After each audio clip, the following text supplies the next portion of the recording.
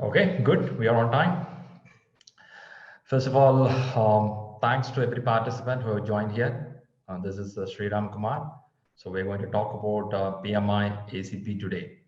And again, it's a good evening to some of you here, and maybe good afternoon and good morning to some of you from different part of the world. I know a few more people are going to join in some minutes. So we will start with the time what we have decided. And this is going to be for 1 hour, 30 minutes, depending on the questions, depending on the points, we will decide on the timeline. And first, I'm going to start with explaining what is PMI ACP and why is it important and how to approach towards the examination. Of course, a lot of article available in the internet to read about it. As I'm being an agile coach, thought let me share a few points which came up to my mind. Maybe some few key points which I felt, yes, this can be done, right? And also, I'm going to talk about some of the exam questions. How does it look like? How an exam question would be, and what will be the exam duration, right? And what's the approach towards examination? Like, these are certain patterns I thought of sharing with people around here.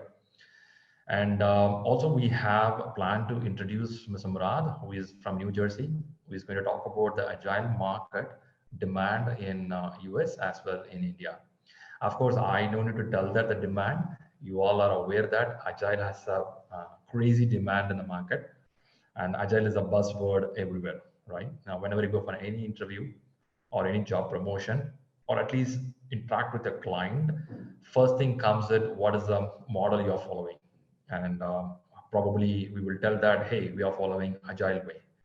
And someone asks you, what do you mean by agile way? Agile is a Scrum, Kanban, something we'll tell. Sometimes we try to expand a little more on that. But actually, what is agile and how it's benefiting people? Is it agile equation? Is it agile silver bullet? Is it agile something scientific? If I'm there, I would tell it's not none of this. It's just a simple basic concepts to interact well with the people, collaborate with people, and understand the customer needs well, right? And let's see that what it is all about, and then we will see how can approach towards the examination. Good. Without much delay, what I do is what I'm going to do. I'll just set the ground here. I'll be speaking up in the camera, and my volume will be audible to you. And I'll be sharing the screen where I have few slides to share. As a slide will be on the one side the camera will be there, you can see me.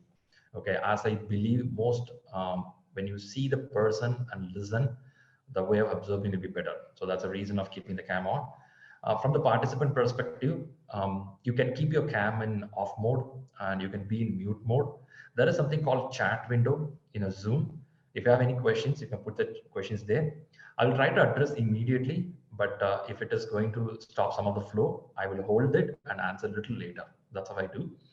If we can't cover your questions in this timeline, I will take it and reply back either by email or WhatsApp. Some form you will get the answers back, right? That's the intention here. And again, there is no restriction. It can be any question, high and low level. You can ask any question. If I have answers, yes, I will give it back. If I don't have, definitely mark it and come back to you, right? That's a point. So let's get inside understanding the agile factors. I'm going to just share the screen. I want to get a quick, right. Now just someone can tell me, am I audible to you? Am I visible to you? And also my screen is visible. If someone says yes, good to go, then I will start. Yes, Shriram. That's great. That's great. Thanks for that. And we will kickstart things. So this is being presented from ShriLearning, just to give a heads up that we do PMP and Agile certifications courses. Okay, myself, Shriram Kumar. Some of you would know a little about me, and I come with certain certifications. Today, why I have to show these certificates is primarily I have certificate in PMI ACP, which I acquired in the year 2017.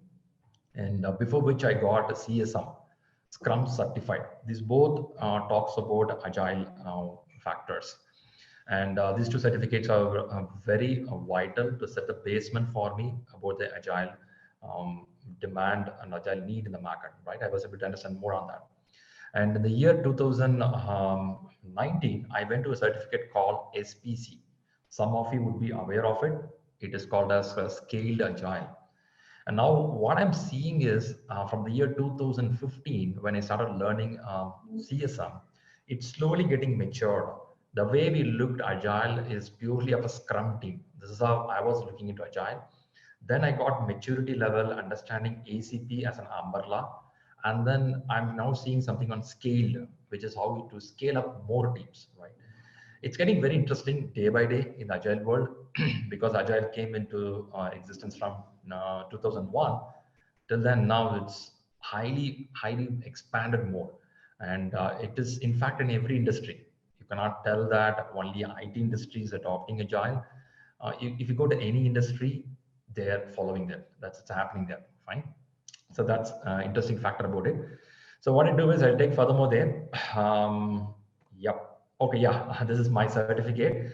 Just to give a view of you how your certificate would be when you get the certificate, right? And your certificate would be 3 years valid. It's in fact that. I'll try to cover the basics. Let me take first 20 minutes to cover the basics. Then I'll go for the questions. So it'll be easy for everyone to get the context. Okay, how the certificate look like? That's what I'm trying to explain here. If you see in this area, you would see the number here. This is your PMI number, and this is a very valid number for 3 years of time. In a sense, in this 3 years, you can apply for the job where you can put that I'm a PMI ACP qualified person. And this 3 years validity, right? In this 3 years of validity, if you can spend time to earn around 30 PDUs, 30 PDUs, professional development unit, then what will happen is this certificate will be extended for another 3 years. So it will become another 3 years, right? So my certificate is going to end by December 10, 2020. So I'm working out to earn PDUs. So what do you mean by PDUs? Getting professional development unit, getting to the classes, listening webinars like this, or going to PMI website and learning some of the webinars, and that will gain points. So let's not worry too much about the points now, because our focus will be getting the certificate, right? That will be the first part. So I just want to give a heads up how a certificate look like for you. That's a aim here. Then I'll go to the next part. What is PMI ACP first of all? Many of you would know or read about it. Some of you may not know. People who are listening to the webinar, ACP stands for Agile Certified Practitioner, right? There is a difference between professional and practitioner. In PMP, they call it as professional. Here it is a practitioner, right? So what you're going to do in practitioner, I have put some points here. The point talks about one, the PMI Agile Certified Practitioner formally recognizes your knowledge of Agile principles and your skills with Agile techniques. So only 2 areas they're going to focus in the examination. They watch out how much good you are in the principles. Principles are some basic terms which we have to give the ground of Agile. That is there. I'll talk about it. And then your skills with Agile techniques. There are few techniques available in the market. How are you going to utilize it? First, understand the Agile principles. That is being Agile. You would have heard this term called being Agile, right? How can you be an Agile? And how to use this technique to make it happen, how it is productive. So Abhijit is asking me how it is done in a construction field. Point is, end of day, how it's being implemented. I know the certificate is valid, but how it's being done. So we have to learn those factors. And when we do that techniques, we have few techniques which has been covered in Agile. The techniques called Scrum, which is very famous in the market, Kanban, Lean, which is reducing the waste factors, XP, that is extreme programming, and TDD. These are the methods which has been covered under Agile. If some of you think that, okay, Agile is another stuff like Scrum, I will tell no. Agile is, the ACP certificate is above the Scrum certifications, what you do. Scrum, Kanban, Lean, these are all some of the methods being used, and ACP stands above that. Let me explain more as I go forward. And this certificate came into market in 2012. In 2011, they had a pilot project, and it was a massive success. So PMI, that is a Project Management Institute, launched the certificate in 2012. And from then, it is a very successful project because it covers a very broad view of Agile, rather talking only one methodology. So what do you mean by broad? And let me go a little more. I will try to explain that factors also. Okay, before I go furthermore, this image I want to show to you that let's get the view of what we are trying to learn in ACP. So there is a two way of looking at the project in the world. One is a predictive nature of project, other one is adaptive nature of project. What do you mean by predictive? If you know the things what to be done in advance, and that is going to be a plan driven, like yes, this is what I want. That's called plan driven approach. Most of the massive constructions in the world goes with the predictive approach. I cannot go adaptive for a 110 floors building like a World Trade Center. I cannot go with a bridge construction, very adaptive, keep on changing the plans. May not, I can't do that. I can't do a dam construction like that, right? But when I do my home, my bedroom, or my specific software, I can be adaptive. I can keep change the plans because it is doable. Certain projects are need to be very predictive in nature. You should know it because the world would have seen this kind of projects for last 100 years, 200 years. So they know what they want. They're just going to do that again with the same set of people or different set of people, different money value, different timeline, different parameters, different ingredients. But I know what is the end result. When you do that, that becomes a predictive project, and that's going to be a plan-driven project. What do you mean by plan-driven? Don't think we'll make 100% plan. Maybe we make 90% plan, right? Or it can be 100% plans also. We can do it. Certain projects are happening that way. If I go for a doctor doing a surgery, it is 100% planned. I know that what is the surgery is all about. Maybe here and there some parameters can change, if not all going to be same. Now, adaptive nature of project, that's where the more agile factors comes in picture, where it's going to have a rapid changes. Changes are going to be very rapid. And to accommodate those changes and to be flexible enough to timeline, to be rapid in delivering to the customer, we need some different thought process. Some projects are going that way, specifically the IT industry and software. They have a rapid change happening. When I say rapid change, a customer would ask something last week, they want to change it again by the next week. Can happen. In a bridge construction, it won't be that way. A bridge is a bridge. That's how it's going to be. Maybe some parameter can change. Where instead of a blue in color, they want to go with a gray in color. Yeah, can change. But the basic parameters and features will be always almost same. Right. So that's the reason we have iterative and something called incremental. I'm going to talk about this a little later. I just want to give a big picture. There is something called predictive nature projects, adaptive nature projects. So now what is the method being used in the world? We have both the projects happening, and both the projects doesn't go exactly with agile or exactly with predictive or waterfall methodology. They generally go with a hybrid model. So how is it a hybrid model works out? Let me show a little more on that. So what I want to show you, yeah, I'll just show this, and I have one project to show you how does it work. So when I talk about predictive and adaptive nature, I just want to give the heads up what they cover in PMI ACP. In PMI ACP, they would explain what they mean by predictive, what they mean by adaptive, and incremental, iterative, agile. See, these are the methods which is currently being discussed in the market, right? I'm sure your eyes always will be in this area, but you should understand the maturity level. If you talk about predictive projects, the requirements are almost frozen. I mean, almost they say that this is what I want, almost. I'm not saying perfectly, almost. And the final deliverable will be a single delivery. This is how it goes out to the market, to the customer, right? That's how it happens. And what is iterative in that case? The requirement would be dynamic. It keep fluctuating and changing, right? And still here, the deliverable will be single deliverable. But only good thing here is you can repeatedly correct what are the necessity changes needed, because correctness is given a higher focus in iterative model. I just put some lines to you, make you understand. In iterative project, allows feedback on partially completed or unfinished work. If you have some unfinished work, something partially completed, you can take a feedback on that from the customer. If a home construction isn't happening, right? And you can iteratively, you can do some work where your customer can visit your home and tell that, or your construction of the place, tell that, hey, I don't like the kitchen to be like this. Can you make it this way? I want the bathtub to be this way. I want to be bathtub this way. Something the work not completed can be changed. You will iteratively keep doing that until the customer feels this is the home, this is the villa they want, right? That's the correctness. You keep doing it. This is the iterative approach. Now the incremental approach talks about it's also going to be dynamic in the requirement, whereas There could be something on the speed. The focus will be more on the speed. How quickly you give to the customer. What I mean by quickly is you will start giving smaller deliverables.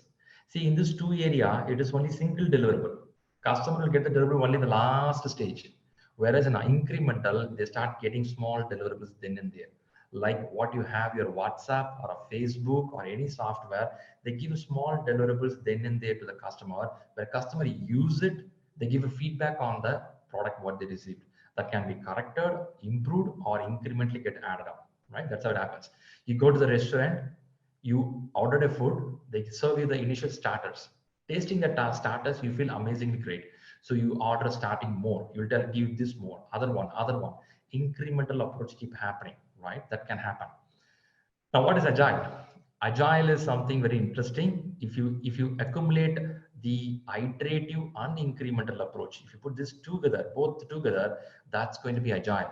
It's going to be repetitively giving corrections on the upcoming features. At the same time, the new small component will be delivered to the customer, which is usable for them. So this is been elaborated in PMI ACP.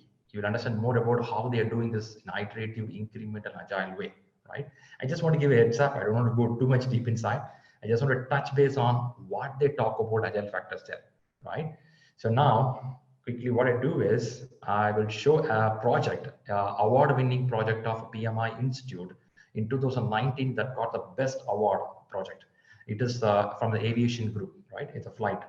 Now, they got a best project award and they embraced the Agile Principles. They were following the Agile model. So let's listen to their video that will give a little more clarity for us. Okay, well, I'll play the video. Just confirm me, is my audio is good for you? Embraer has long. Okay, before I go, okay, just confirm if the audio is good for you.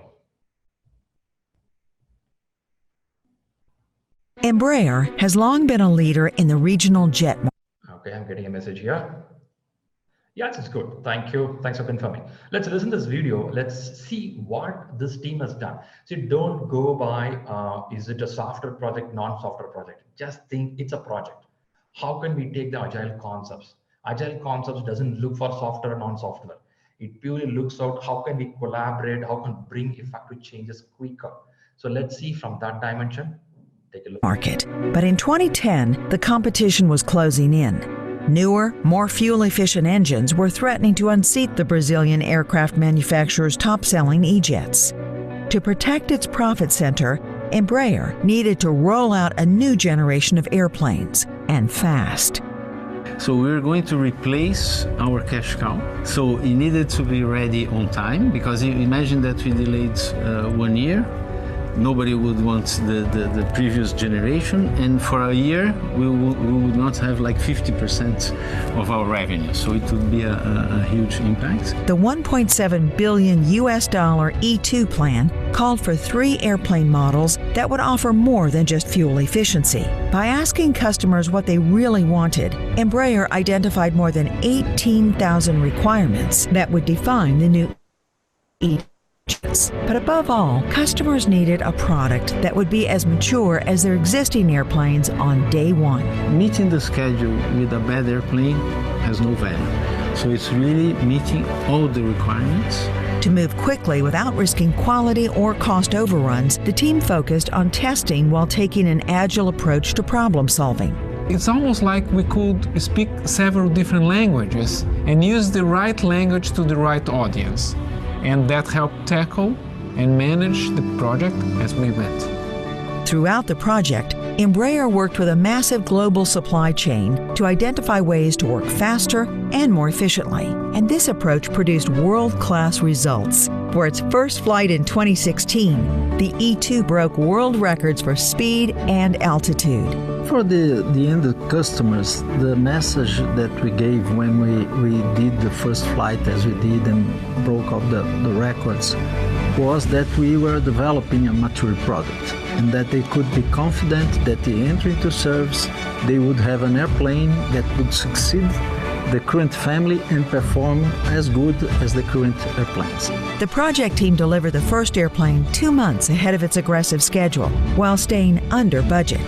The E2 jet family has secured Embraer's leadership position in the market, bringing in more than 2/3 of the company's revenue. Plus, the project has opened the door to new partnerships across the aerospace sector.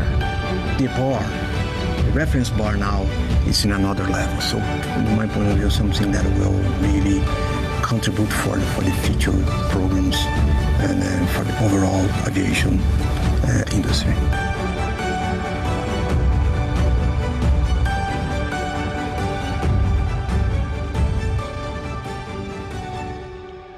Okay, I'm sure some of you have seen it early, but again, is there any key take which you got out of this video? If I'm in new, I saw a couple of points. One says about speed and efficiency to be there, right? And had a good collaboration there, right? Sanju, maybe you can come to the public chat. You are in the private chat, so people can't read your message. Okay, great. So the point is, when I look at the project, if I'm going to be part of this team, I would see this project as how efficiently I can collaborate with people, how efficiently I can bring up the changes faster as a demand in the market, right? So if that's the case, we cannot go with only one methodology in the market. We should have something called a hybrid model. You have to go with the iterative, incremental, agile model, where this hybrid model can give quicker results. And when you go to the job market, none of the company take you interview what is there in the books. Nobody wants only the bookish knowledge. Bookish, yes, it is needed. But after that, how are you going to implement it? What's your thought process? That's a question comes up.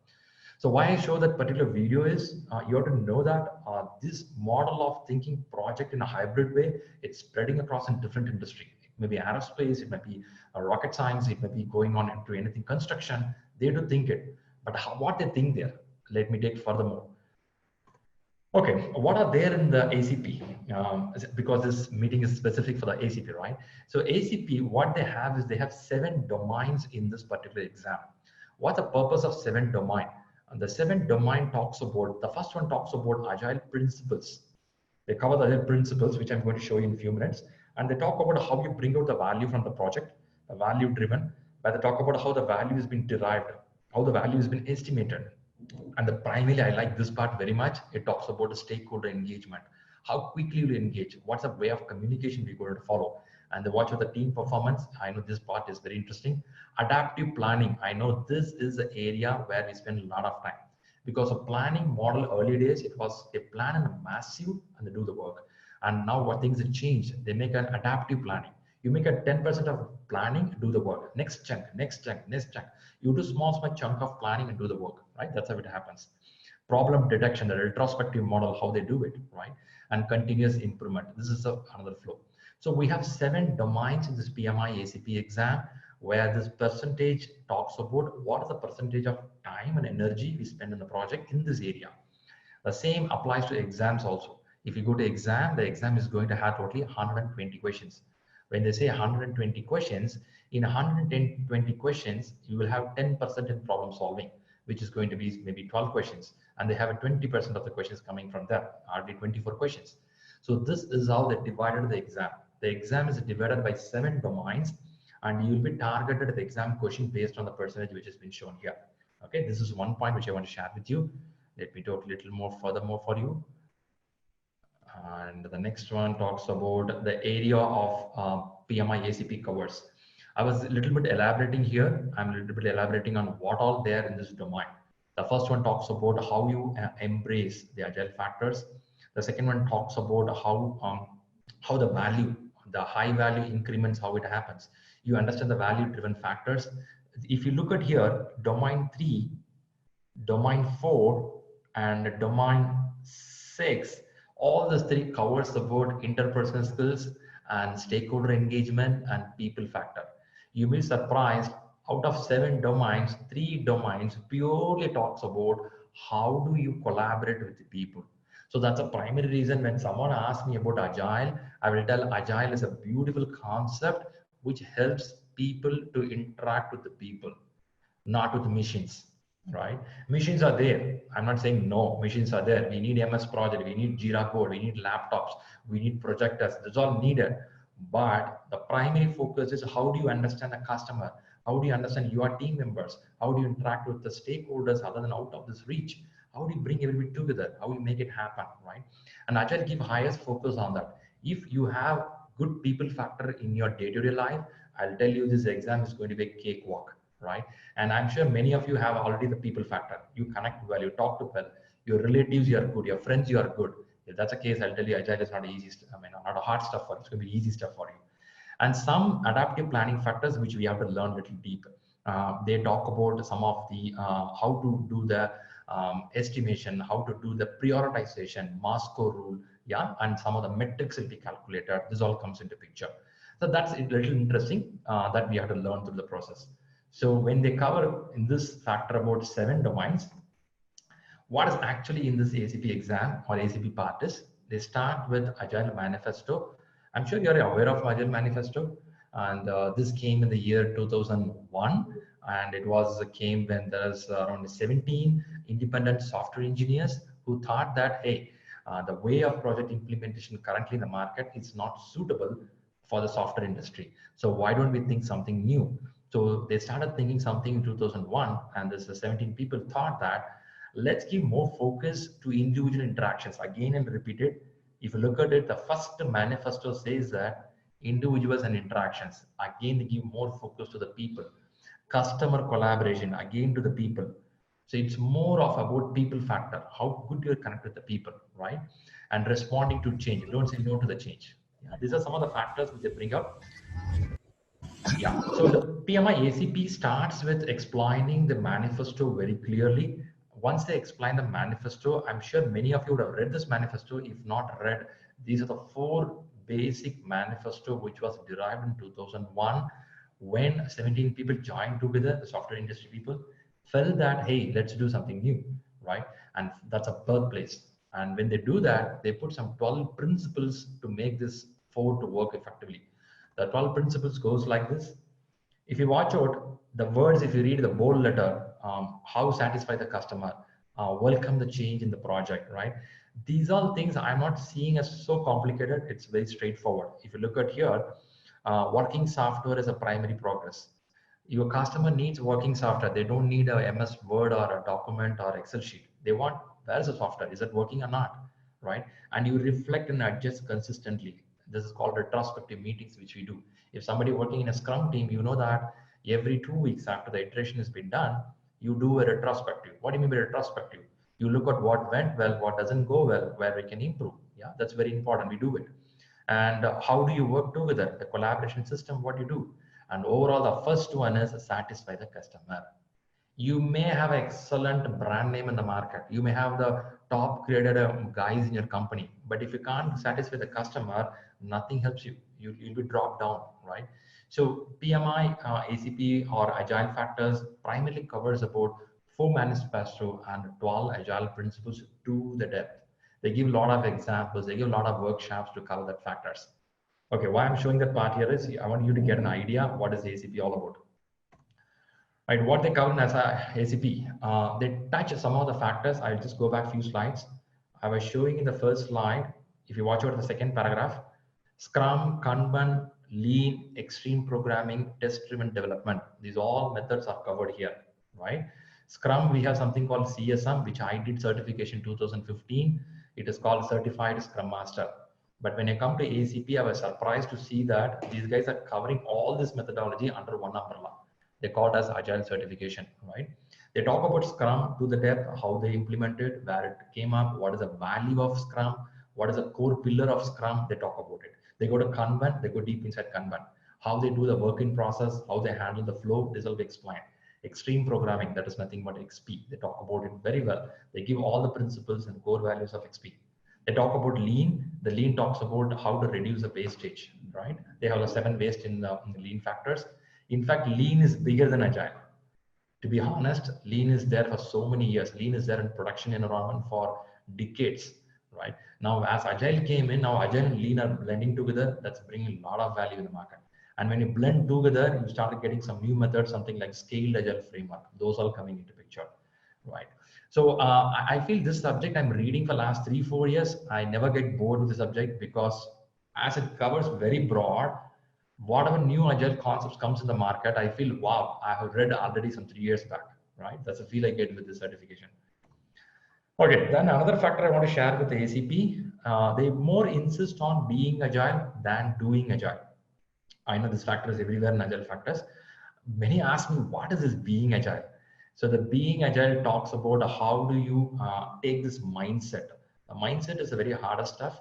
I remember in 2009, I believe, we were trying to work out on agile project with a US-based organization, and they were people more than 20 years experienced, and they were in some mindset for a while. So when he started explaining about this collaboration, a regular sync up, stand up, sit up, people started hitting us back, telling that no, this won't work. This is not the model we want to work. We will send an email, that's it, done. Don't ask me anything. So it took at least 3 months for us, educate them, bring them on board, and then they started seeing the collaboration happening. They found that this is not micromanagement. This is going to be really helpful for me. If I get stuck today, I no need to wait for that blocker for 3 days. Rather, on the evening itself, I can talk to my team in a stand-up and tell them, hey, you know what? I was trying something, but it's blocked. Can someone help me? In the group, someone will tell that, hey, I know the problem solution for it. Let me give it. It's called self-organizing team, right? And that habit started happening.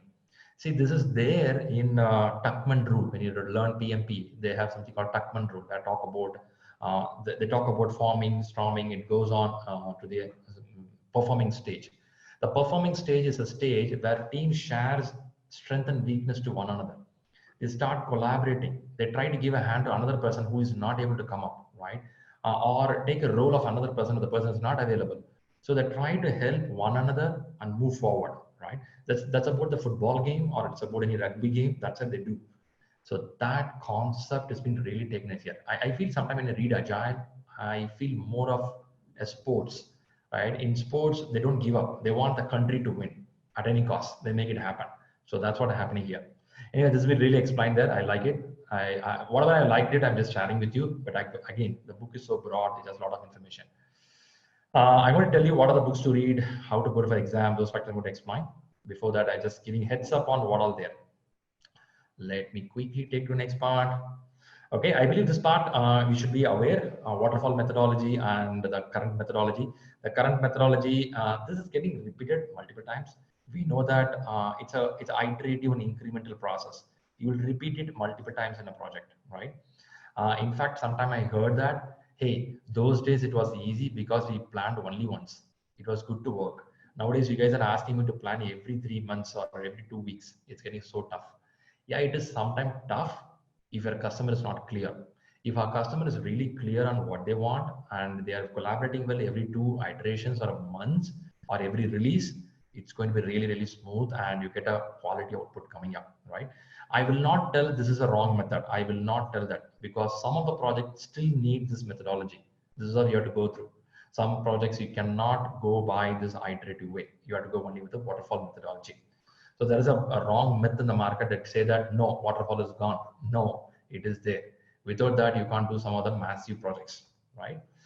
So this is one of the concepts which I want to bring up from the ACP book material, which talks about how agile development value proposition is being taken into consideration. They talk about what is the visibility of agile projects. The visibility of agile projects never goes down because you are always in the radar where you keep giving your regular release plans, regular upgrades, regular metrics. You have a burn down chart, burn up chart. You know what you are, where you are. Whereas some of the planned projects, what happens is it goes down, again it come back. So in software industry, they prefer this kind of visibility as it's highly needed in the market. And there is something called adaptability. The yellow line talks about agile, where adaptability is very high in IT industry, or at least in agile factors, where you tend to change then and there, right? Whereas in some other model of projects, the changes are a little slow down. Business value, you start realizing from the beginning itself because you start giving MVP. I'm sure many of you heard about it, minimum viable product, which is minimum marketable feature. So something which is good to the market, you start delivering from the first day. So your value started going high. Whereas in some of the predictable projects, the results will come only in the last day. As I said, the bridge can be ready only on the last day. You cannot tell that I can give a half a part of the bridge. You can't do that, right? That's also there. Risk factors, the risk starts dropping down from the day one, because in Agile or in any backlog, what happens is the customer will prefer what they want first. Usually customers prefer the best thing they want, which is also high in risk. They complete the risk and high factors in the beginning itself. So what happens, the risk started dropping down, right? In other projects, what will happen is we'll take the risky project in the late in the game of the project. We won't take it in the beginning. We'll do little late. So that can be one other format. So this being explained in ACP clearly how agile value proportion happens, right? So it's just to show a comparison of how the value is being carried away. So don't need to worry that one is wrong, one is right. No, it shows each has its benefit, but agile has the highest benefit because their visibility always will be high, right? That's a good thing. Okay, one more point I want to add before I go to the exam factors and questions. There is something called metrics. They use something called EVM in this ACP book. EVM stands for Earn Value Management, which is there in PMP books also. But here slightly it's different. In PMP books, we talk only about the budget and about the timeline, right? You can see the timeline, June, July, August, September, it's good there. In ACP, they have slightly changes and they made something called one other factor called about scope or points. We call it story points, right? And we put those points here. Now, how it works out is we will have some factors, that is the actual expenditure, what we did, actual work completed, that has a different termings here. If you see here, scope build, and we have something about the actual spending. And based on that, we'll find the SPI and CPI. If anybody learned PMP already, this is going to be a cakewalk for you.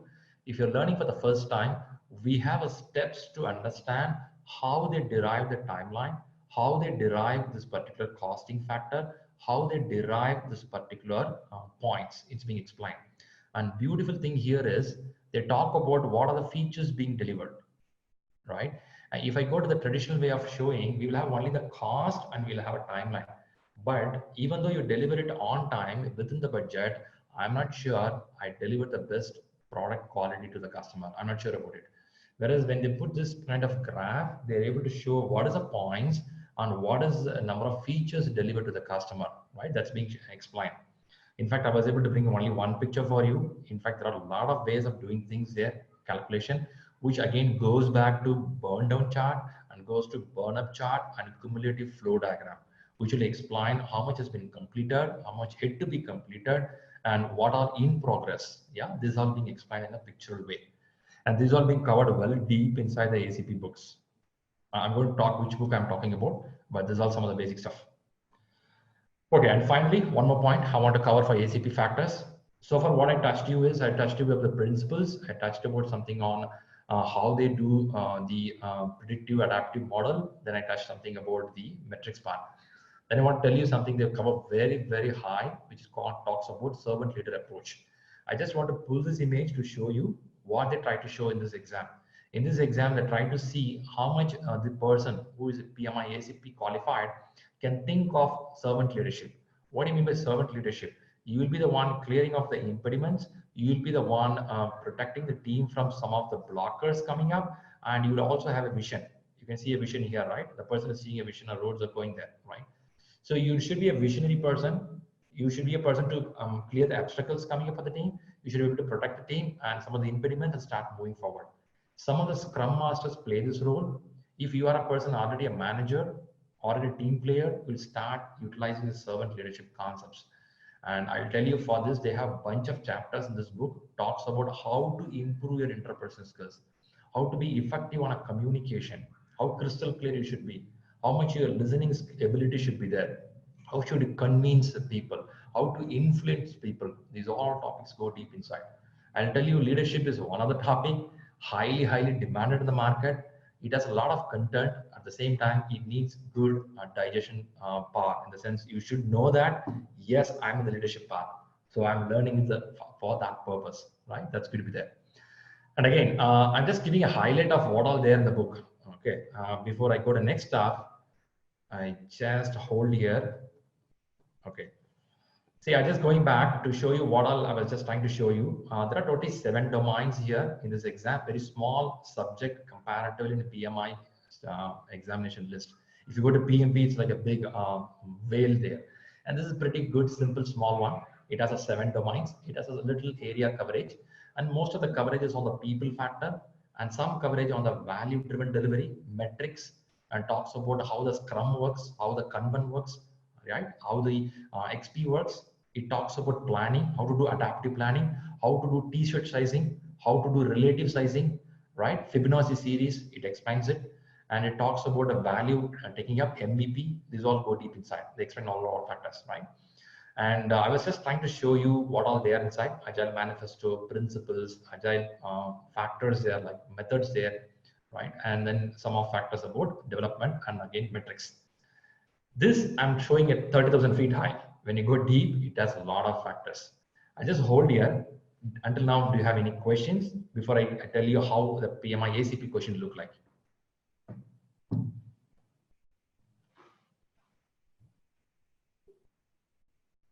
If you have any question, you can put the chat window. I can see your chat window. I'll try to answer it before I show how the exam question look like and what's the exam patterns here.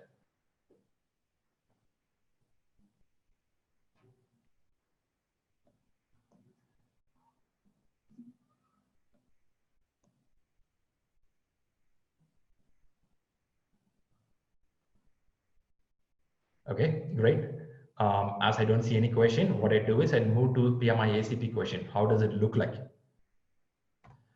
Okay, okay. Exam question may look like this. I would request you to read this question and try if you can find an answer for it. Some of you who are working in an Agile environment or working in an Scrum environment may be able to answer this question. Give us a try on this.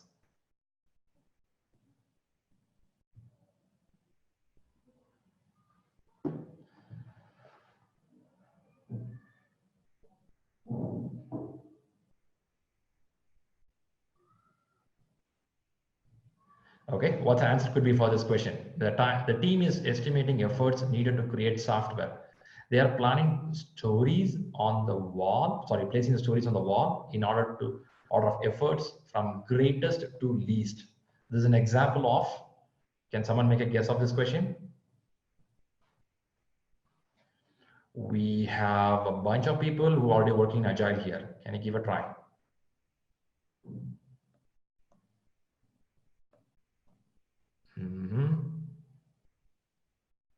Affinity estimation. Okay, one answer is coming up. Any other try from the people here? We have Bharat, Dheeraj, Neha, Praveen. Planning poker. Neha says B. B stands for planning poker. Okay. Okay. Okay. Relatively look like slightly tough question for the team. What I see. See, they're talking about how do you, the stories are placed on the wall in order of efforts from greatest to the least. They try to see some sizing there. If that's the case, it's called as relative sizing. I'm sure you would have seen relative sizing. Relative sizing is something they see based on the one size, they'll see other size. They'll show this is size number 1 bigger than what it is. It is the pen is sometimes 1 inch higher than this, or they show the biggest one and they say relative sizing towards it. The relative sizing talks about they take one smallest one and from there they make a relative sizing, or they take a biggest one and they make a relative sizing towards it. The relative sizing is what the team is trying there. Okay, I'm seeing still B as answer there. Anyway, good attempt there. If you look at the answer, it talks about relative sizing. You can read the justification given there. Right, the justification says relative sizing is a practice of estimating something as requiring more efforts or less efforts than something else. Right, relative sizing, relatively, he's 7 foot tall, relatively this guy is 5.5. Right, you make a relative sizing towards it. Sometimes in story estimation, we do relative sizing based on this, right? This can be one sort of question. I'll show one more question. Okay, I think this should be easy enough. Give a try. This can be part of PMI ACP question.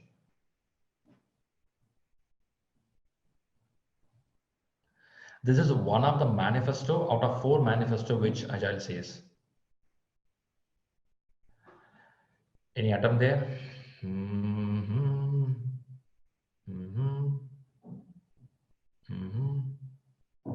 Okay, some answers are coming up good. And Sanjo says yay, and some of you say B. Okay, if you're chosen as a B, B is the right answer because it talks about individuals' interactions over process and tools. Literally, I got this question in my PMI ACP exam, right? This is one of the questions for me in exam. I don't think for this question you have to think a lot. If you read the 4 manifesto, you will answer one question. Like this question itself, I got at least 2 or 3 questions, a different form. They ask the same question: how to put the word thing. Ideally, they want to make you understand. See, this exam, PMI ACP exam, will not drill you down to understand more scenarios. They will try to understand: did you caught the principles? Did you understood the concepts? That's how they see in the examination. It is very simple and straightforward, which I will help you to understand when you move to the examination. Okay, I'll give one more. Try this one more question. I was trying to bring up the MVP. Let's see. I think this is a very common question. Let's see if anybody can catch up on this.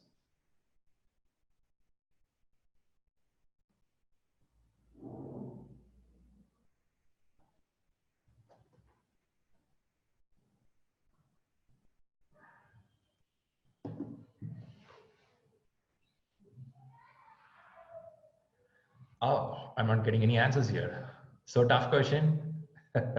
MVP stands for, okay, answers started coming up, okay. Minimum viable product. When I say minimum viable product, what is usable one, which can be used right now, right? Minimum viable, I can give to the customer can start using it, right? Okay, some good answers are coming up. Neha, that was a good attempt. Praveen, that was a good one. Sanjo, it may not be C, it will go to A. See, if I take an order entry system that has no user interface. So without a user interface, if I give an application to my customer, I cannot use it. I can download it, I can install it in my mobile, but it is not having a user interface. How do my customer use it? It's not minimum viable. So minimum viable is a chair without a back. See, I'm sitting in a chair. Even I don't have a back, I can sit in that. So it's usable. Minimum viable product. I can use it. But for second release, I can give a back. For third release, I can give a neck pad. Fourth release, I can give a armrest. I can give more going forward. But the first release, I give something which is usable, right? So that's a way of minimum viable product. That's how they look into the market. Okay, I think Sanjay got the now. Yeah, thanks for understanding that. See, this point is very much groundbreaking in Agile. That's why I brought this question. There are a lot of questions. I brought this question because this is one of the groundbreaking principles of Agile, where they say that give something the customer can use it right now, and they can add more features, right? If I go to a restaurant, the first thing they give me papad and some starter there. They give me minimum viable product to make me be there available with something, and then they give increment going forward. They'll get me soup, they'll give me main course, they'll give me butter naan, they'll keep coming up, right? Rather making me to wait for 20 minutes and bring a plate of food which I don't order for, or which I don't like it at all, or which is not a taste now, right? I lose the rhythm of it also. So it depends on the project. I don't think every project can be done that way. Some projects needs minimum viable product where the customer can start using it. When I'm sitting on the chair, I'll get a more uncomfortable feel. Tell that, hey, the base is not broader. Can you make it broader? I can ask more, right? So I'm getting a feedback from the customer, and the customer feedback will help me to improve my product, right? That's called iterative and incremental way. Start improving it, right? That's a very interesting factor. I love this factor in the Agile way where you do it. But again, a very much high risk is there, where you should be very perfect on what you're doing there, and customer also hit you back. If it is not good on the first release, they'll stop your project right away, right? That's also a risk is there, but still it's good in the market. Okay, that's going good. Okay, that's a little bit about the question. I just want to give a taste of you how the question looked like. I don't want to bombard you with a lot of questions. Rather, I want to show you how the PMI ACP question looked like. It's not so much tough, but little understanding, you can answer the question, right? So this little about base about ACP. Now I want to tell you how the exam things look like, right? By the way, can I get a confirmation? Can I go to the exam part, explain you? If it's yes, just give yes, let's move on. Okay, I got 1S, 2S, 3S. Okay, great. Good. I know this subject is, even though it's a little lesser, but again, you need a little time to prepare for it. How much time needed? Let me show that part. In exam, this is the way they're going to question you. The PMI ACP exam will have a target of 7 domains. They call as a domain here. The domain talk about the principles and mindset. The first domain goes into that. As I said, the 3 factors talk about people, team, problem detection. These are all factors. Adaptive is something on planning. Value driven, something on how you find out the prioritization and value. And then continuous improvement. How do you improve our team and project, right? And when you understand this well, you will be able to answer the exam. And your exam question is patterned like this. 20% of the question comes out of from value driven. 10% come from problem detection. 9% from continuous improvement. So you may not be able to skip any domain. If you think that, no, Shriram, I will skip 2 domain, I'll read only 4 domain, hard. In exam, it will be tough for you, right? It's because 120 questions going to come there. So it's good to prepare all. And hardly, it will take hardly 3 weeks to prepare this. I will not tell more than that. It's very easy. That too, if you're working in agile environment, I'll tell you, you will read just like that within 2.5 weeks. That's how it is. Sorry, I'll come back here. I just put this plot to show you. This is called exam outline. Some of you would have seen this. Outline means they talk about these are the areas the exam question will be covered. These are the areas we're going to cover the questions, right? In adaptive planning, they say that to produce and maintain an evolving plan from initiation to closure. Right? See that maintain and evolving the plan. You have to read in the books how to produce and maintain an evolving plan. So this will be explained in that. See, whenever you say content outline, it talks, these are the areas the exam question will come up, right? That will be explained. There is a question, let me see that. Oh, okay, Praveen is very clever there. He got the point. Okay, Praveen, let me go a little back to explain you that point. Okay, Praveen is asking the question, what do you mean by 20 unscored? Oh, Praveen, you have a good visibility, man. That's good. Okay, in every PMI exams, what they do is they have some unscored questions. The purpose of keeping this question is, totally in exam, we have 120 questions. In that, they will plot 20 questions here and there. You can't know which question is that. Why they do that is, this is for their research and study purpose. For who? PMI Institute. They will analyze how people are answering these 20 questions. Are they easily answering or is it tough for them? That will help them for the upcoming exams. So nice, right? So they utilize you to answer those questions and find out is it an easy question or a tough question. So this is how they do. Anyway, this is for the research purpose they do it, and that is part of your 120 questions. But in exam hall, you will not know that which of these 20 questions are where they are. You can't find it. It's mixed up. So you are responsible to answer all the 120 questions to clear your exam. Now Praveen can ask me, can I skip this question? I will write only 100 questions. No, you will not know which 20 questions is that, right? So this is for their study purpose. PMI goes by very much honesty. So they don't want to hide the secret. So they say to you guys, I'm going to use this 20 question for this purpose. Praveen, did I answer your question?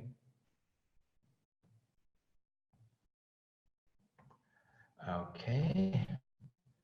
Cool. Perfect. Let's move on. Let's move on. And Mr. Murad should come. Before that, I'll move to the next subject. Okay. ACP exam pattern. The exam is going to be around 3 hours of exam. 3 hours the exam duration, and it will have 120 questions, which is of multiple choice questions. And exam is available in multiple languages. If I have some other language people here, you can take exam in different language also. And very interesting factor about PMI ACP is you can take the exam from your home, which is not available in PMP, right? So in ACP, nowadays we like work from home, right? The same way you can take exam from home. They call it as online proctor format. Okay, I'll show you what it is. It is a very interesting factor. It allows you to take the exam from home. How does it take allow the exam from home? Let's see that quickly. I think I should have something there. Yeah.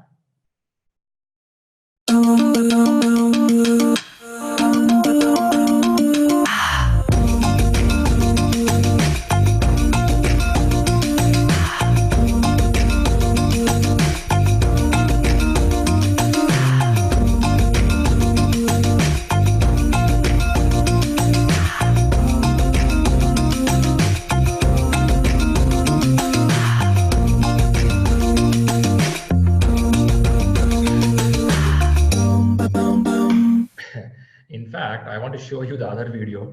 The other video is the one explains about stuff. This is just an advertisement for you. And this is a video which explains. Is the audio good for you when you go through the video? Someone can say yes. Okay, cool. Now let's see how they do online exam. Don't think online is going to be very easy. Just sit in the laptop, you could do it at home. Yes, it is, but some basic principles to be followed. I'll show the principles, just look into it. It'll be useful for you.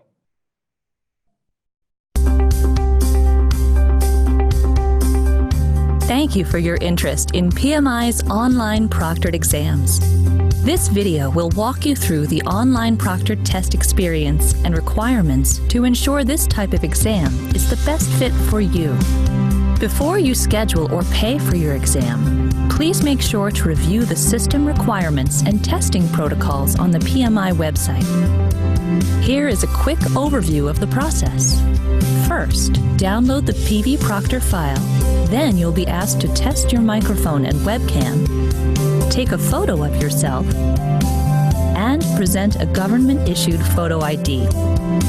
After testing your internet connection, a single question exam simulation will confirm that your computer is ready for the exam. You will repeat some of these steps just before taking the actual exam to ensure that your system is working correctly. A few important things to remember before you schedule your exam. This is an online proctored exam. You will be closely monitored via your webcam and microphone throughout the testing process. Once you begin testing, you will not be allowed to leave the room or move out of the proctor's view. If this occurs or you are interrupted, your exam may be canceled. Be sure your room is well lit, not only for you, but for the proctor as well. Pay special attention to the hour before sundown, as you will not be able to get up to turn on a light. And on exam day, make sure the room you're in is distraction-free.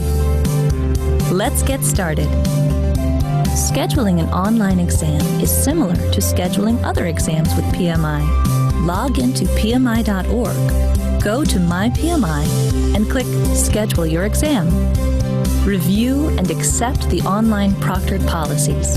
Then, select your preferred date and time to complete the scheduling process. On the day of your exam, log in to PMI.org to start.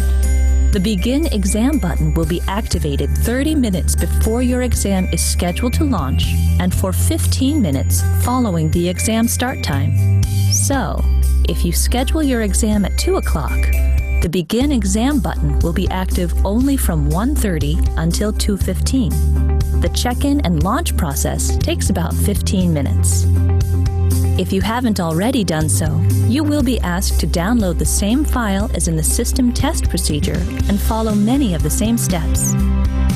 You will be placed in a queue and connected to a live greeter who will verify that your computer's video and audio are working properly. The greeter will then check your photo ID to make sure it matches the individual registered for the exam. The greeter will also ask you to stand and with your laptop or webcam to scan your entire testing room and will let you know if items on the walls, tables, shelves, or workspace need to be removed. You will then be transferred to the proctor, who will continuously monitor you throughout the exam session. If you need assistance at any time during the exam, click on the phone icon at the top of the page to contact the proctor. Note the proctor can only help you with test-taking issues and cannot answer, discuss, or explain exam questions. At the end of your exam, your result will appear on screen. And you can always return to My PMI to review your results. Thanks again for your interest in taking your PMI online proctored exam. For more information on PMI certifications, visit pmi.org/certifications. Okay, this was it an informative video? You got some information there? She's very excited, right? Even though she was seeing someone result. Okay, wish we get a driving license like this, right? We show the car all around, sit in the car and get a license. Is that possible? I don't think it's possible. Okay, fine. Before I go to next stages, do we have any questions here? I can help you out. Maybe I shouldn't rush too much fast, so I miss some of your basic questions. I'm going to show which book to read and how to read. Before that, I just take some questions if you have.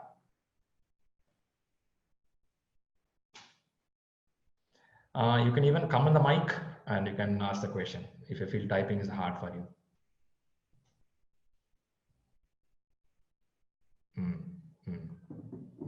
Okay, Sanjay, that's a good question.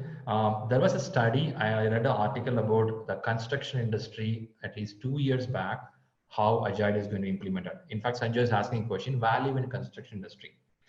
See, construction industry falls under predictive nature of project, and in some part it goes a hybrid model of project. And now in construction industry, what they're doing is they are taking the Agile principles of doing more customer collaboration and regular sync up with the customer, rather keeping them away from the work, what's happening, right? This is for the interaction purpose, and this is for the communication purpose. In Agile, they give very frequent communication. They even have something called PO, that is a product owner, who become a proxy of understanding what is being delivered to the customer regularly. So there could be one person from the customer front who can stay along with the project team to see is the construction work happening smoothly day in, day out. Rather, we come to a problem and understand this is a big problem after 5 days or after a month, after 3 years, rather we understand right away. That's being implemented. But can we give MVP every day? It's a question mark. That cannot be done in this kind of industry, because this kind of industry needs a little time to go do the work, maybe a month or so, complete some set of construction, and then show to the customer, this is good, go ahead. And then the people start asking more changes in that, can do it. But I cannot give something usable right away for them. So in that part, construction industry cannot fully accommodate Agile, as my understanding now. But again, in the industry, I can see reading some white paper which talk about how they are trying to adopt the principles of Agile to make a good collaboration and foster response to the changes. That's what, Sanjay, which I see. Maybe if I see more, I can share with you. Okay, I will go to Praveen. Praveen says, to pass the exams, do we need to attain minimum marks in all the 7 domains? That's a good question. I think I missed that point to explain you. There is something called a grading system, PMI, PMP, or PMI ACP. They never declare what is a passing mark. They use a grading system. They use above target, below target, need improvement. So in this 7 area, you should be in target at least. What do you mean by target? What is the scoring of target? Nobody knows. But by my experience, whenever you prepare with me for the examination, I will be giving some practice exam. In this practice exam, if you score more than 65 or 70%, I can tell you, you are ready to score target in all the 7 areas, so you can clear the examination.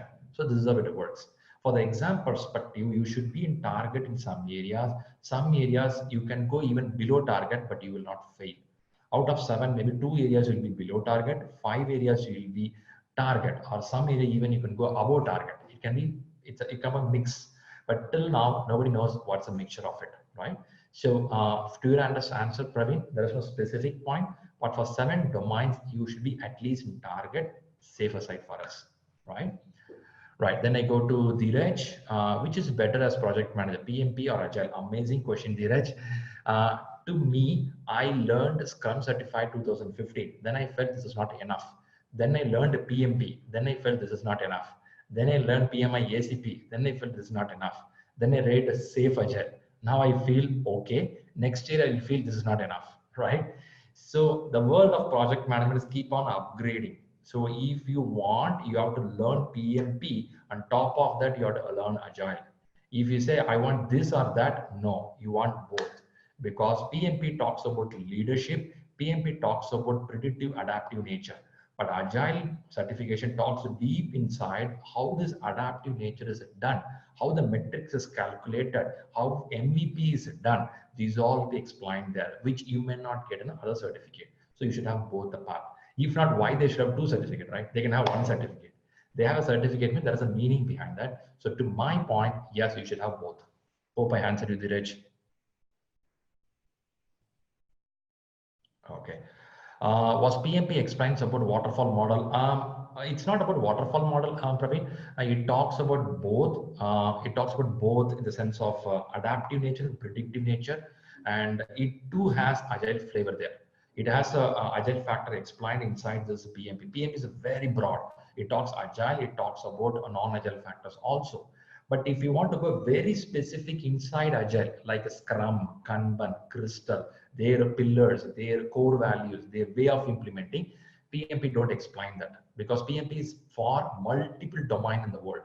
Let's say if there are 200 domains in this world, all these domains can go for the PMP. Whereas Agile is still now followed in only few selected domains. So that's why they kept it little far, and they have a little more deep explanation into the adaptive nature. So that's the reason it's being done. I believe I explained you, Praveen. So what I do is quickly, I want to show the books which you have to read. Then I will go and hand over to Mr. Murad. Murad is joined now. Good morning, Mr. Murad. Thanks for joining. Give me a couple of minutes. I'll explain the books and give back to you. So the books for ACP, we have two books in the market. One is Agile Practice Guide, and this book comes part of PMI 6th edition launch of PMP. When they launched the book of PMP 6th edition, they had another attached edition, which is called Agile Practice Guide. And that is going to be there around 128 or 138 pages. That's a book size. The next book on the right you see is from Mike Griffith. Amazing book to read. It's a good book. Apart from that, we have another 4 or 5 books in the market.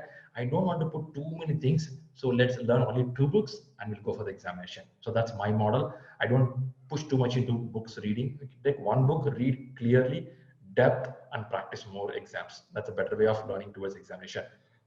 Quickly, I'll show what we can do. Again, you can ask me the question of what you're going to do. From ShriLearning, what we do is you can complete 21 hours contact hours, that is online session. We have every Sunday, it's going to be 6:30 to 10:30 p.m.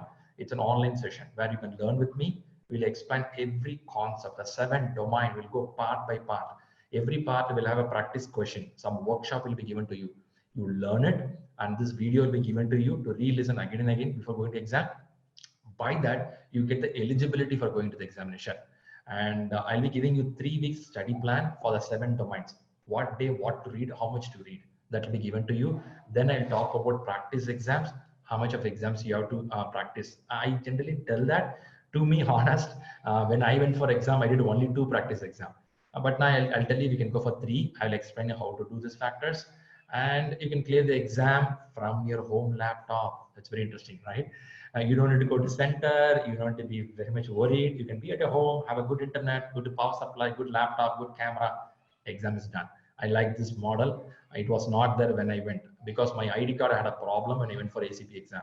So I was so much nervous that day, but at least nowadays it's been totally changed. Thanks to the PMI. PMI is upgrading then and there. They keep moving on, right? Quickly, one more factor before I hand over to Mr. Murad. What are the things for examination? This is a very important screen for you. Who can apply? If you are working in an Agile team, or if your company or organization is adopting Agile concepts, you are in the right place. It's the right time to learn. Even though your company is not using it, I'll tell you, please learn Agile. Agile is going to be bread and butter going forward, right? It's very, very important. And what will be there? You will have around 120 multiple choice questions, and it is going to be 3 hours of duration. What is the cost of the exam? They have member, non-member concept. I will explain it when you come to my classes. But here quickly I will tell you, if you are a member, you will pay $435 as a fees, if not $495 as a fees. This fees you will directly pay to PMI Institute, and you get the examination blocked for you. And you ask me, Shriram, am I eligible? Yes, most of you come for the classes here will be eligible because the qualification level is very minimal here. They ask 2,000 hours of general project experience. It can be any project, you have 2,000 hours of experience. And if you work in an Agile team, 1,500 hours. They're not asking you to lead the team. They say be part of the project team. If you're a project team, 1,500 hours, you will get the eligibility to go for the examination. Overall, 3,500 hours. If you are already a PMP qualified person, you don't need to worry about this category at all. Directly, you can take 1,500 hours of Agile experience. Anyway, I'll explain it more as I go forward. But for your understanding, the experience expectations is very minimal for Agile, because they know that Agile is for the young set of people coming to the industry. So they don't want to push too much on the experience there, right? And also this doesn't need a high experience. Anybody can do this. 21 hours of learning. This is what you will come with me. You will sit and learn with me, and then you will get this from your job experience. You pay the fees, you go for the exam. Within 3 weeks or 4 weeks of time, you will be called as ACP qualified. I believe I explained some stuff. So without further delay, I want to hand over to Mr. Murad, who is in the line now. Mr. Murad, good morning and thanks for joining. I believe I'm audible to you, I'm visible to you. So what I do is I quickly stop my sharing. So I'll hand over to you. So by the way, we have Murad from New Jersey, and he's one of the expert in PMI certifications. He's expert in PMP, ACP, and he's expert into program management. He's a keynote speaker in PMO forums, and he's one of the topmost person in New Jersey who talks about project management. So what's the plan here is Murad will step forward and say that, hey, Shriram, you know what, Agile is so crazy market here in the US and other countries. So let's discuss something with the candidates to give an idea what's the demand there, right? So Mr. Murad is going to give a little highlight about what's the demand in the market and what's the benefit of getting into Agile and what is the vibrating thing happening in the US market and India, right? He's going to talk about it. Right, without further delay, what I do is I'll get back to Mr. Murad. Mr. Murad, good morning. I'm audible to you.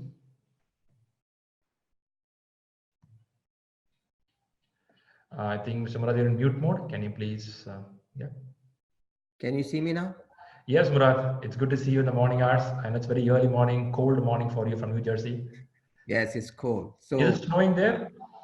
It's morning is cold. It's getting into winter season here. But thanks to all of you for joining the call. I want to take the pleasure to welcome all of you, and also thanks Shriram for setting up this session together with me.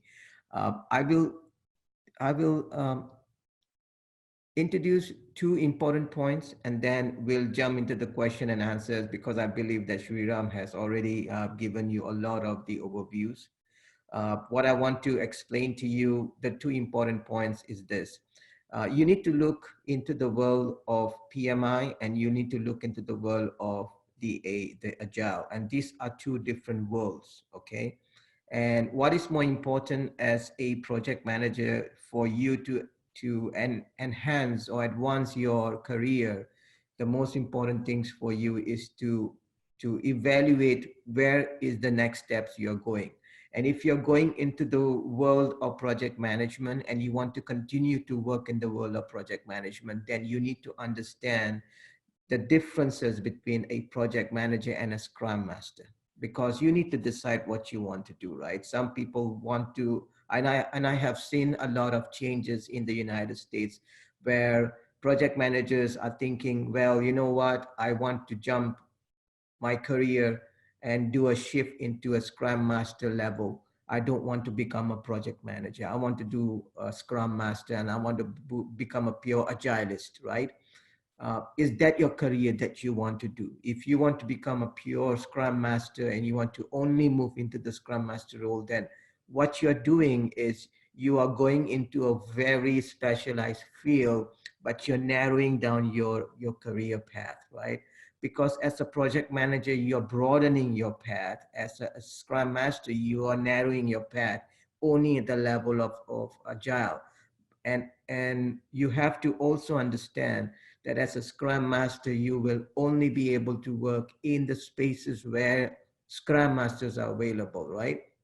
If you're going into an engineering project, if you're going into a construction project, you may not be a Scrum Master. You need to become a project manager. So you have to think about those areas and decide what is the track you want to go to. Are you continuing to become a PM and you want to specialize also in the area of Agile and understand what Agile is, and you want to continue leveraging your project management career, then PMI is very important track that you need to continue working into, because that is the track that is going to continue to expand your project management career, right?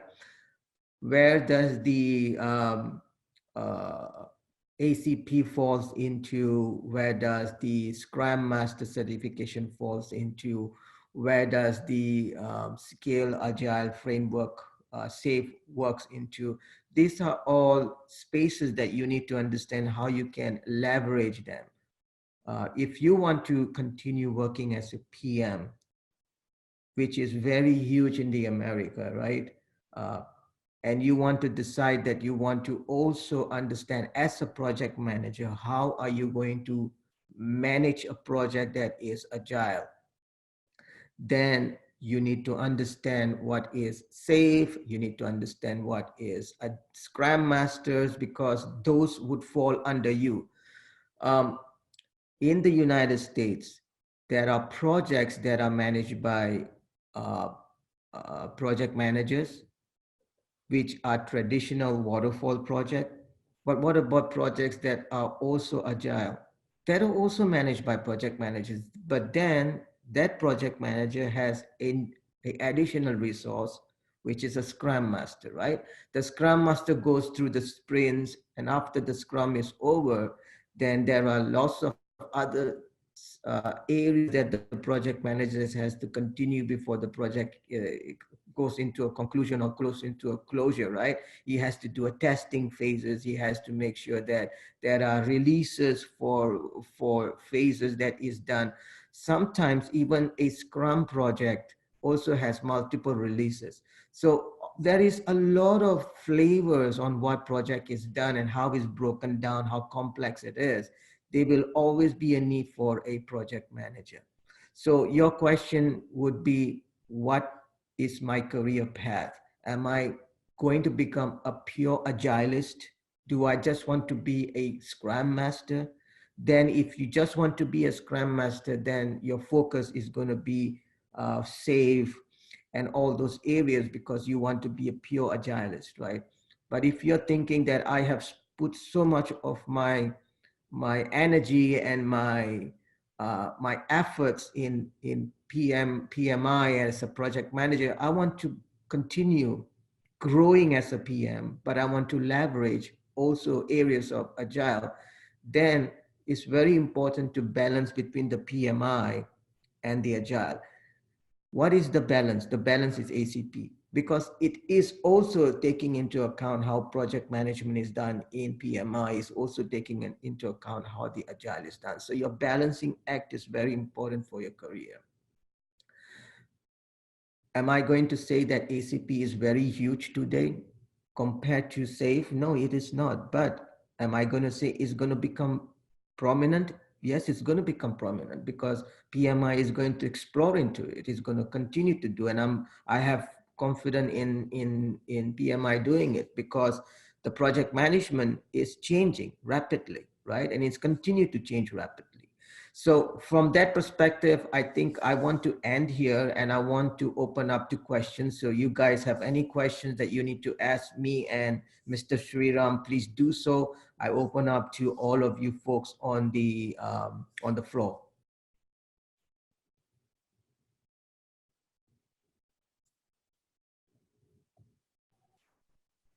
Yeah, thanks, Mr. Murad. That was a good thought from you. Really good to hear from you. Let's wait for a minute for a question.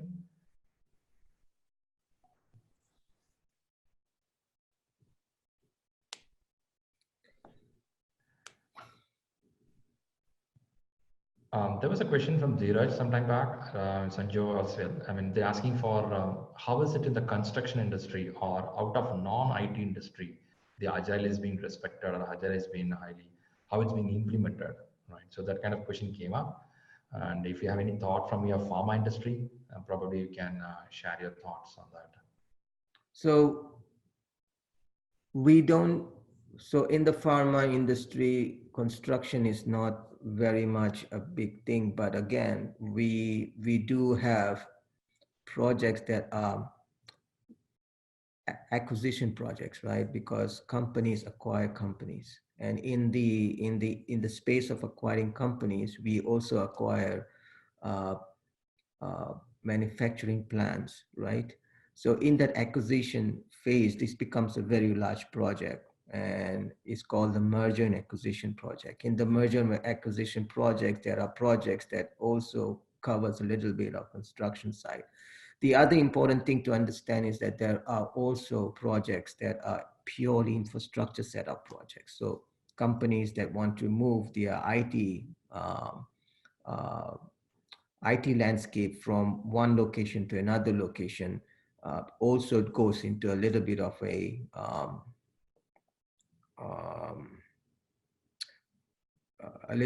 a construction phase. So there are areas that there are scrums that are being used, sprint is being used.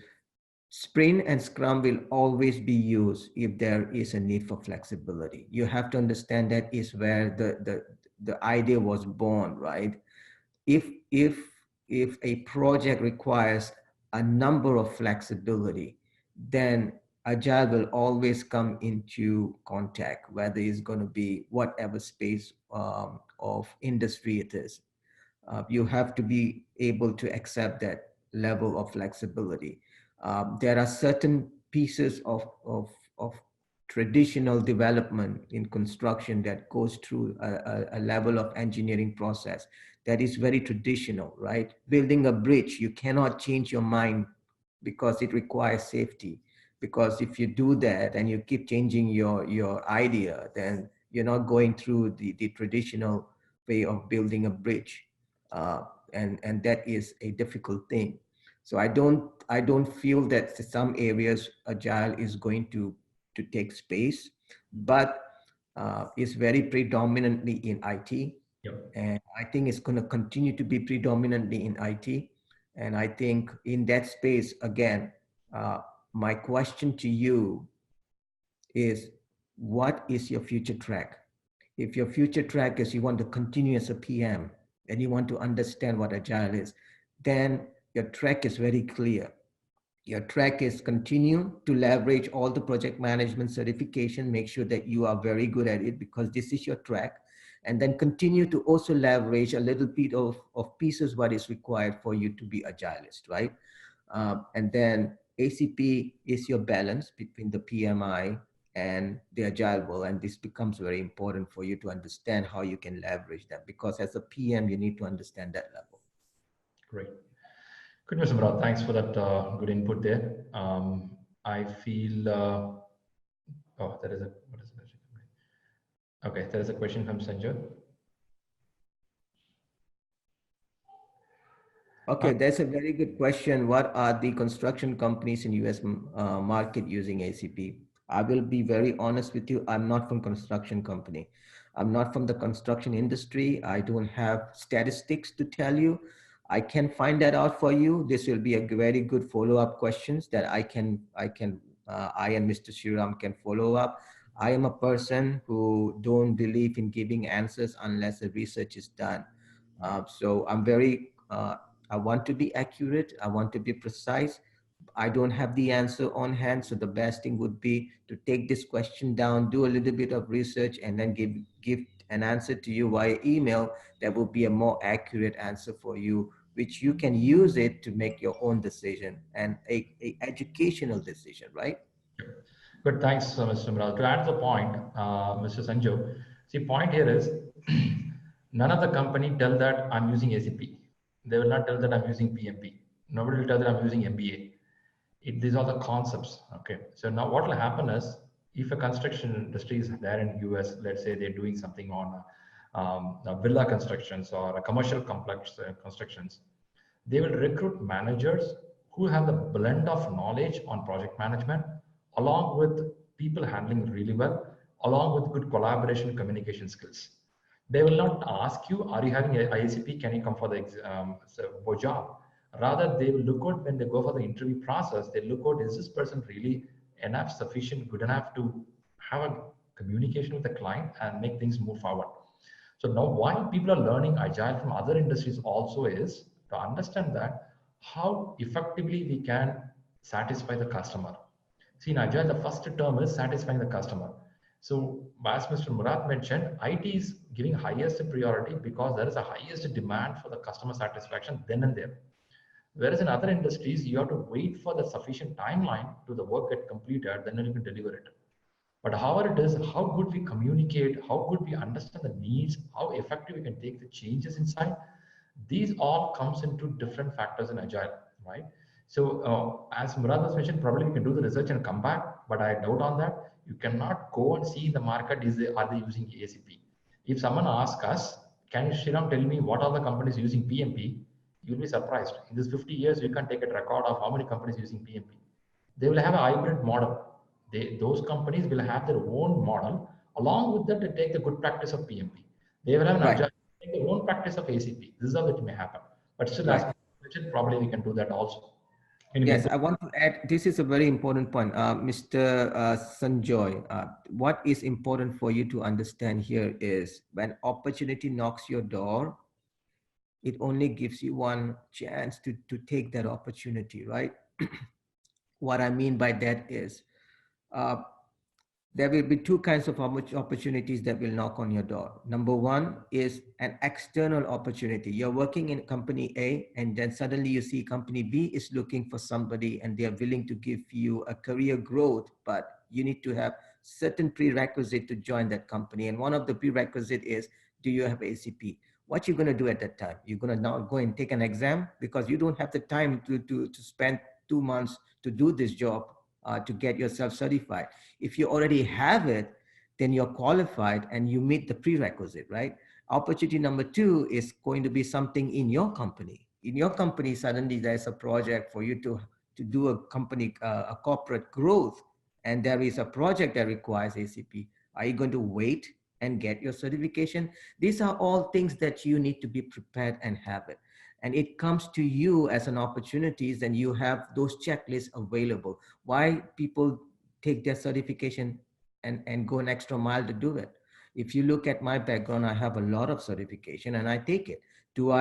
I have a SOX compliance certificate, right? Do I use it every day? I don't use it every day. But if a project comes to me that requires for me to work with finance, and it requires for me to have SOX compliance, I am certified. I'm able to do it. So I don't say no to a project that gives me a leverage to take opportunities. That opportunity you should be able to take and leverage if you have ACP. And if that comes to you, you can say, yes, I can do it, right? Interesting. Great. I think we're at the top of the time. And if there is no questions, oh, there is a question. Praveen is asking.